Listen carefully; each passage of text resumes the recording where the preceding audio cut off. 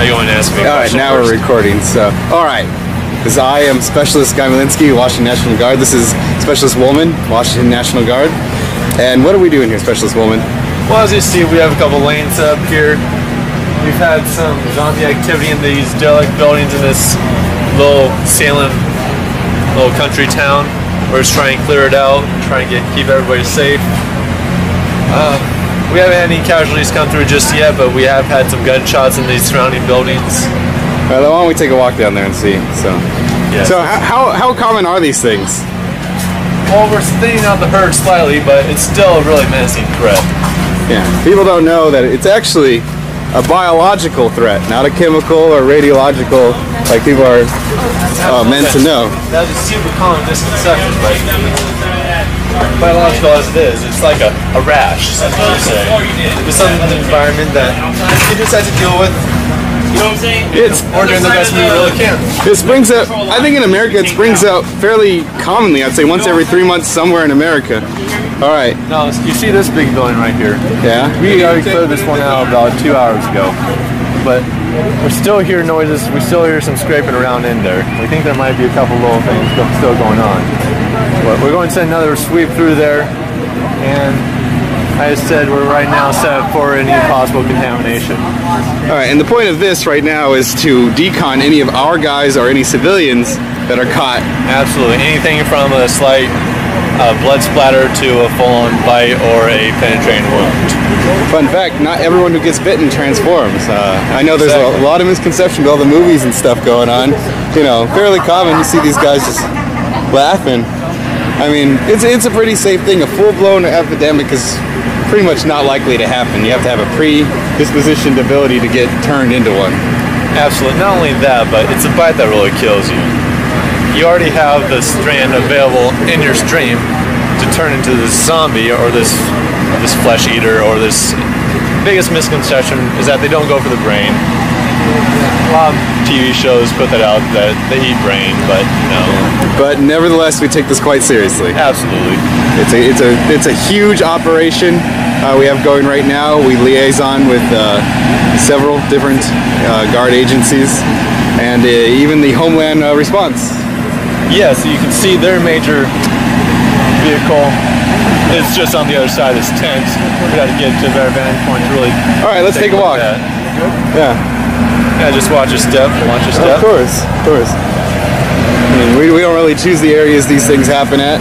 And we got the best option, best place where to do it. Yeah, you notice how it's basically a backyard, but you got to do what you got to do, or is it what you have? And around this corner, nice fresh mud. Actually does slow down the zombie herd. That just turned out to be advantageous. Right now we're being by the generators, so we probably won't be able to hear much. We got a huge generator, farm, factory set up, stretchers, any wounded. Now these mobile stations up here are the Homeland Defense.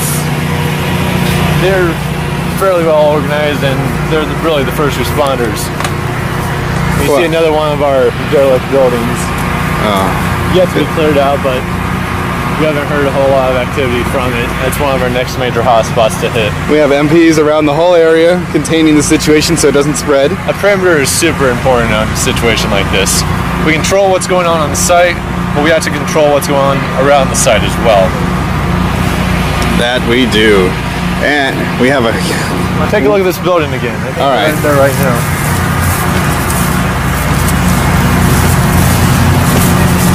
Oh, yeah. Yeah, I saw some movement up in the upper building. Just making a final sweep through. Yeah, you see the shadows playing in there. There's definitely somebody walking around in there trying to take care of business, clean up the mess. That's another thing. You don't want wild animals eating this stuff. No, it's seldom they turn to zombies because it's mostly a human strain, I guess. But yeah, it's more of the zombies carrying it, or more of the animals carrying it to another person, biting a person, kind of like rabies, but more human selective. Right. And the person actually has to die of their own accord and then become a zombie. Right, absolutely. All right, cool. Well, we'll get some more footage next, and hopefully this has been informative for people who didn't know this was a big issue. Signing off. Knowledge is definitely the first. I've been Specialist Kamielinski. Specialist Mullen, thank you for the opportunity for this interview. All right, bye. Okay, Specialist Kamielinski, now videotaping as Specialist High. Right now what we've got going on is we're back from the mission right now. We have a work-rest cycle. So this is the mess area right here.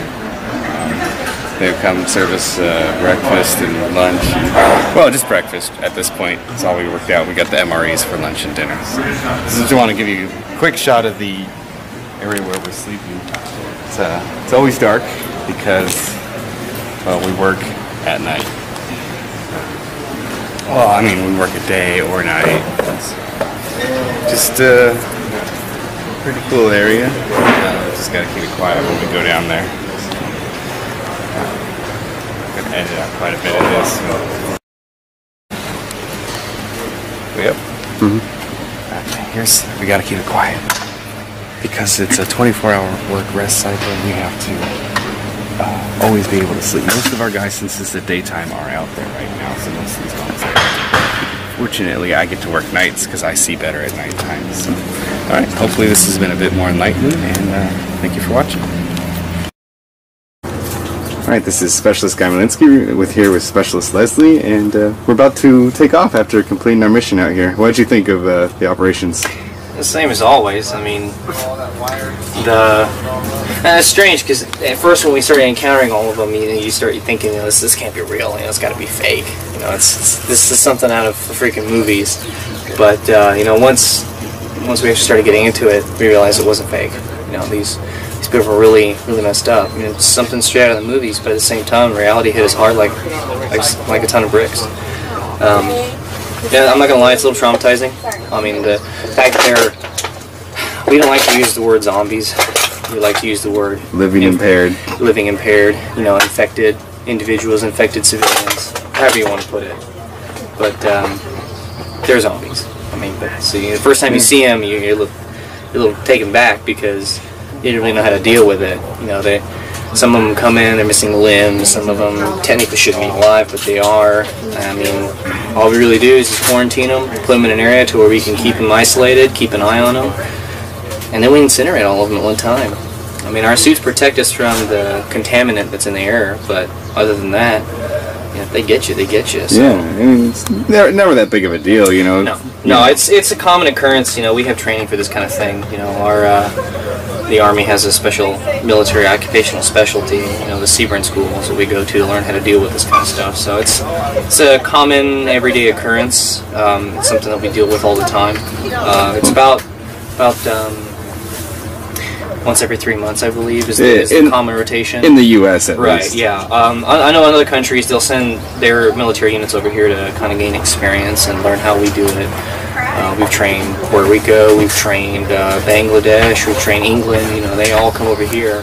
As far as I understand, this whole process, I mean, the whole infection thing originated from England in the first place anyways. Now it's pretty much well under control. There's one thing Hollywood didn't get right. It's that we would fall first. No. So that's not the way it is. We're the ones that prevail because right now this whole situation's under control. Exactly. So I mean, the public. It's strange because in the movies people panic. There's just pandemonium on the streets. People are running in fear, and they're freaking out everywhere. But no, it's exactly it's actually opposite of that. Exactly opposite. People walk around every day knowing the signs, knowing the symptoms. If they see it, they call us. So we come in, we take care of it. So, well, thank you for your time, Specialist. Well, my pleasure. Appreciate it. Anytime. All right, Anytime. It's helpful to educate people that this is real and it actually exists. The world needs to know that it's not a problem. It's a common everyday occurrence, just like the flu or the common cold, and that we have medication and procedures to treat this kind of stuff. So. All right, thank you for your time. You're very welcome.